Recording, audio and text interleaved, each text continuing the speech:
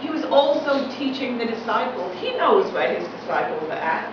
They're so happy to exclude the Canaanites. But Jesus is showing, because they say, will you push her away, push her away, push her away.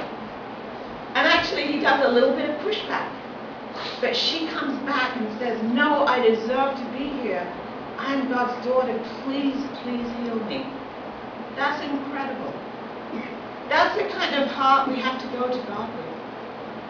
Because all of us are begotten sons and daughters of God. So even when we feel pushed away, like you pray and you don't hear from God for days, you know, it's easy to give up and go away. But you have to be like that Canaanite woman and say, please, could I just have a few crumbs? I'll be satisfied. You know?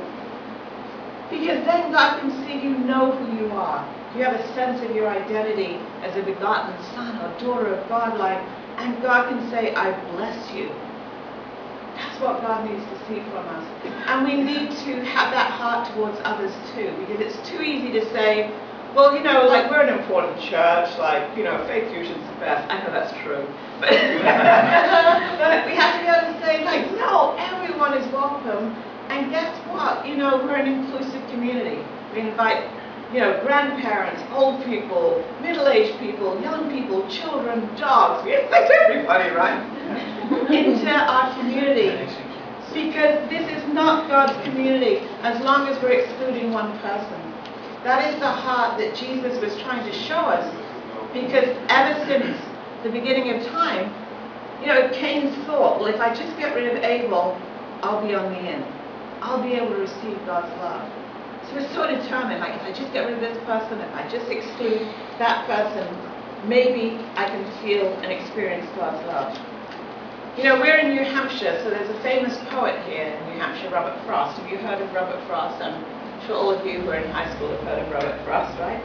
He has a very famous poem called The Mending Wall, where he asks this point about who's in and who's out, and like, why do we build walls? He says, something there is that doesn't love a wall. But at the spring mending time we find from there, I let my neighbor know beyond the hill, and on a day we meet and walk the line.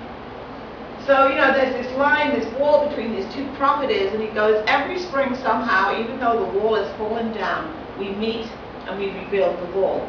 And set the wall between us once again, we keep the wall between us as we go, there where it is that we do not even need a wall. He is all pine and I am apple orchard. My apple trees will never get across to eat the cones under his pine. You know, like, why do we need this wall?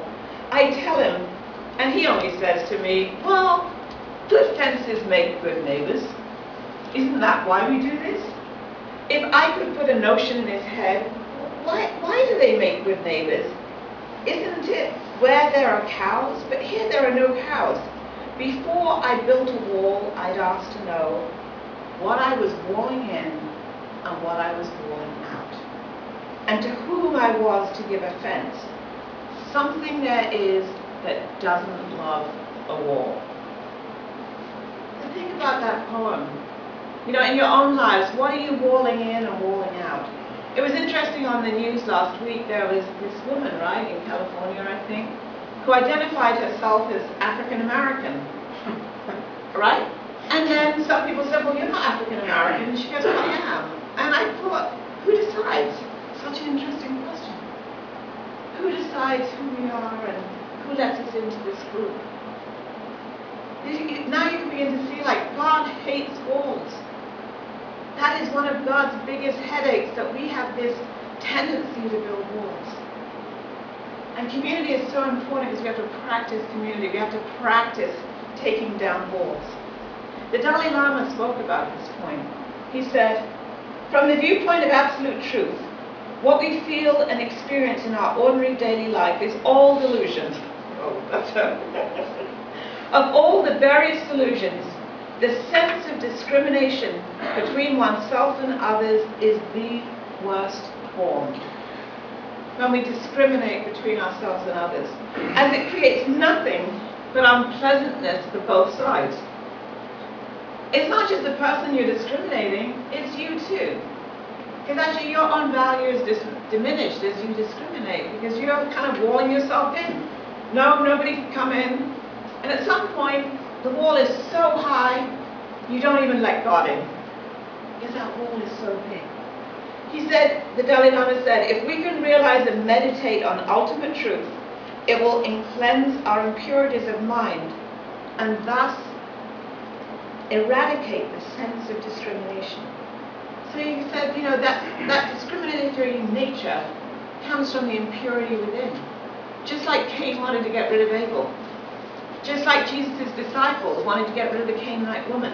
You can't help her, she's a Canaanite. He says, this will help create true love for one another, which is something that we all want. One time I was in Southern California, and I looked out, I was like on this hill, and I could look out and I could see Mexico kind of in the distance.